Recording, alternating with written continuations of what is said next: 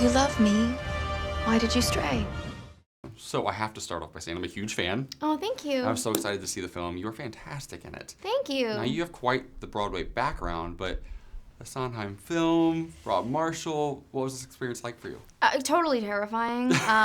Sondheim was there, which was so fantastic because, everybody's worst nightmare would be to do everything without him and then find out that he hated it. So having him there for, and we wanted every bit of input that he could possibly give us, was a great idea. But, when it was happening, totally terrifying.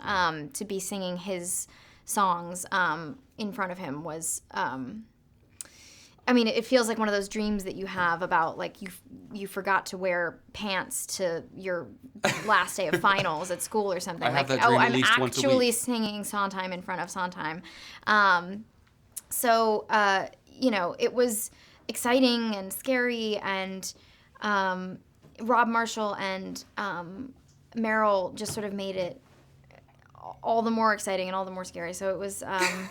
I was just sort of had whipped myself into a frenzy by the first day, actually. Well, you didn't look scared at all. You're such a natural. I mean, like I said, you have so much experience in Broadway and things like that, but this film is such an ensemble piece and such a high-energy ensemble piece. I said before that when I watched the film, I felt like this is what it must have felt like to watch The Sound of Music or Wizard of Oz for the first time. I think it's that great. Oh, great. Yeah, that's so great. One of the really rewarding notions going into this was that it would be possible to expose people to this material who maybe didn't know it before because they don't live in a place that does a ton of live theater, or they just weren't inclined to do it.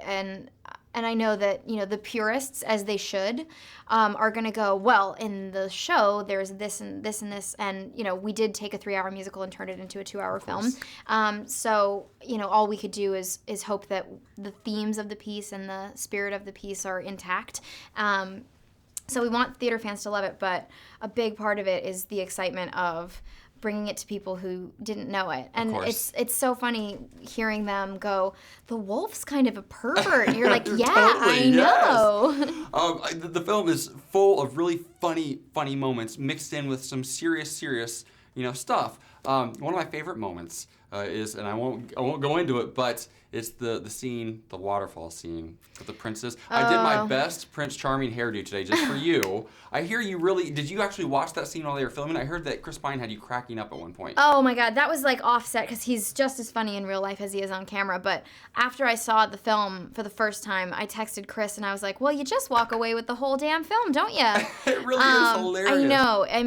I have seen a couple different versions of the Princes and of Agony, and I've always felt like I never saw anybody totally get their teeth into it in that perfect way. And Chris and Billy, they just slay me. And I texted him and I was like, dude, Sondheim fans are gonna love you for this performance because it's not just Agony; it's Moments in the Wood too. Yeah. I have to say, it's like every beat, I hate it. Your scene on the steps is quite impressive as well. Thank you. So do not give him that much credit. His scene was great, but you have so many phenomenal He actually scenes. had to stand there frozen and silent for 2 days while I filmed that. That's not CGI. Like when he freezes, that's actually Chris Pine For real? just standing there. That's incredible. I know. It was great. Just having him frozen, silent. I love it. 7. Well, thank you so much. Thanks. Best of luck.